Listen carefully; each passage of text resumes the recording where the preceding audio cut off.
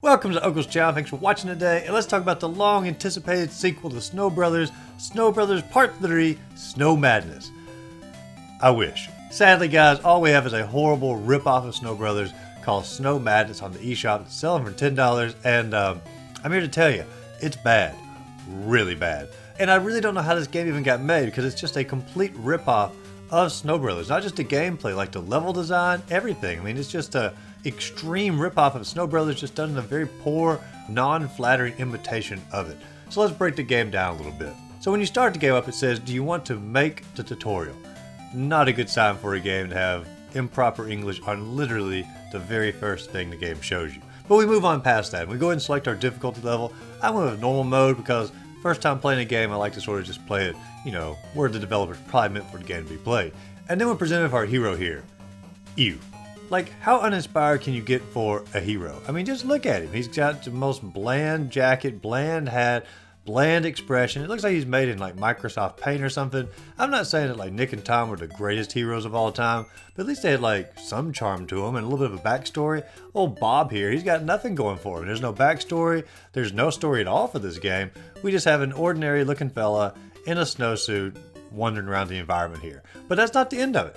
Bob may be uninspired, but the enemies, holy cow, like they went like above and beyond on creating like the most nonsensical enemies that they could possibly think of for this game. We go from aliens to wizards to melting gingerbread men to angry melting gingerbread men to centipedes to fire kings. Like, holy cow, like what is even going on with the enemies in this game? It's like they just sort of randomly threw whatever they could think of into the enemy generator, and this is what they came out with for old Bob here to try to take down. And even the bosses that you get to fight, they're pretty uninspired too. It's just usually like larger versions of some of the core enemies, like the melting gingerbread man or the snowman here you get to fight against. Like, you're pushing snowballs against a snowman. Like, wouldn't that just make him more powerful? I mean, he's shooting snowballs at you as well.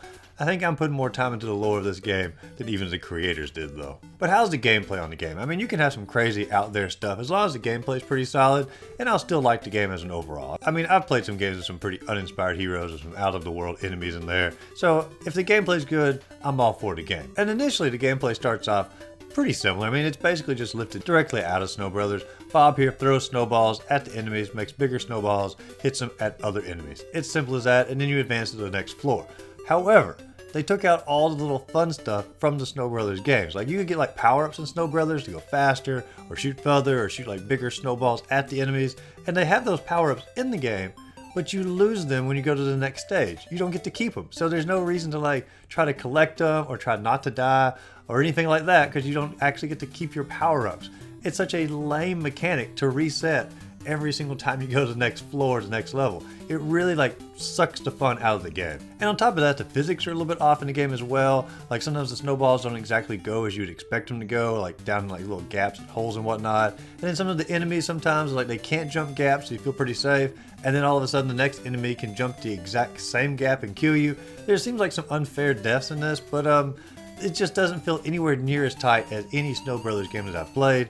And that includes even the last reissue on the Switch, which I really wasn't a giant fan of. It was way better and leagues ahead of the gameplay on this game. And when you finally do have a game over, which is going to come sooner than later, because like I said, the mechanics and the controls are a little bit off on it. You have a game over and you have a load screen where you can load back where, of course, you had your game over at. But when you load it up, you only get one heart to try that level again, and when you die, you have to go back and load it up again. So I went through the last several levels of the game, just loading up a save file, beating one level, dying, loading up the save file again, beating one level, dying, and continuing over and over. And every time you do this though, you get to watch the tutorial all over again. Like, come on, they couldn't allow you to skip the tutorial. I mean, you load up a save file, you obviously know how to play. That's just a, it's like a programming error that they forgot to take out when they're going through the game. Let players skip the tutorial if they're loading the save file. And like I said earlier, the levels in the game are going to look familiar, and I mean really familiar, because they are identical to what the Snow Brothers game put forth. I mean, there's no difference in some of these levels. They're the exact same layout, the exact same enemy placement, everything except simply changing out the enemies and your main hero. Outside of that, these levels are identical. It's just crazy that they can completely rip off Snow Brothers this much and not make it their own intellectual property.